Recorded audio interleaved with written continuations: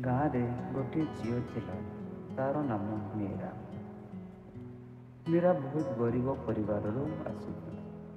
ଶିକ୍ଷା ପାଇବା ପାଇଁ ପଇସା ନଥିଲା, ନୂଆ ଜାମା କପଡ଼ା ନଥିଲା। ସେ ବହୁତ ସମୟ ନିଜକୁ ଅନ୍ୟମାନଙ୍କ ଭଳି ମୂଲ୍ୟବାନ ନୁହେଁ ବୋଲି ଭାବୁଥିଲା। ଦିନେ ସେ ବଜାରକୁ ଗଲା। ସେଠାରେ ଜଣେ ବେପାରୀ ଘର ଚଟିଆ ପକ୍ଷୀ ବିକ୍ରି କରୁଥିଲେ। ଲୋକମାନେ ପଇସା ଦେଇ ପକ୍ଷୀକୁ କିଣି ନେଇଯାଉଥିଲେ।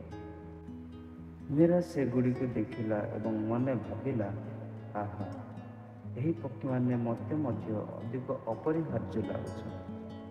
କିନ୍ତୁ ସେହି ସମୟରେ ତାର ମନେ ବାଇବଲର ପଦଟି ଆସିଲା, 5ଟି ପକ୍ଷୀକୁ ଯେପରି ଶସ୍ତାରେ ବିକିଯାଏ, ତଥାପି ତା ମଧ୍ୟରୁ ଗୋଟିଏ ପକ୍ଷୀକୁ ମଧ୍ୟ ଈଶ୍ୱର ଭୁଲନ୍ତି ନାହିଁ।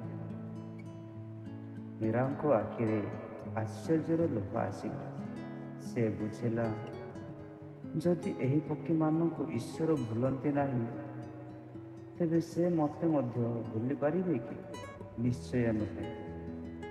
ସେହି ଦିନରୁ ମୀରାଙ୍କ ଜୀବନ ପରିବର୍ତ୍ତିତ ହୋଇଗଲା। ଗରିବୀ, ଅଭାବ ସବୁକୁ ସେ ସହଜରେ ମୁହଁ ଦେଲା, କାରଣ ସେ ଜାଣିଲା, ମୁଁ ଈଶ୍ୱରଙ୍କ ଆଖିରେ ମୂଲ୍ୟବାନ।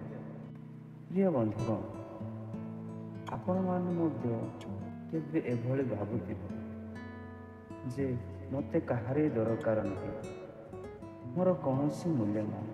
କିନ୍ତୁ ଲୁକ 12:6 ଆମକୁ ସ୍ମରଣ କରାଏ ଯେ ଘର ଚଟିଆ ପକ୍ଷୀମାନଙ୍କୁ ଯଦି ଈଶ୍ୱର ଭୁଲନ୍ତି ନାହିଁ, ତେବେ ତୁମକୁ ସେ କେମିତି ଭୁଲି ପାରିବେ? ତୁମେ ହେଉଛ ମୂଲ୍ୟବାନ, ପ୍ରିୟ ଏବଂ ସର୍ବଦା ପରମେଶ୍ୱରଙ୍କ ଆଖିରେ ଅଛ। ତୁମେ ତାଙ୍କ ପାଇଁ ଅମୂଲ୍ୟ।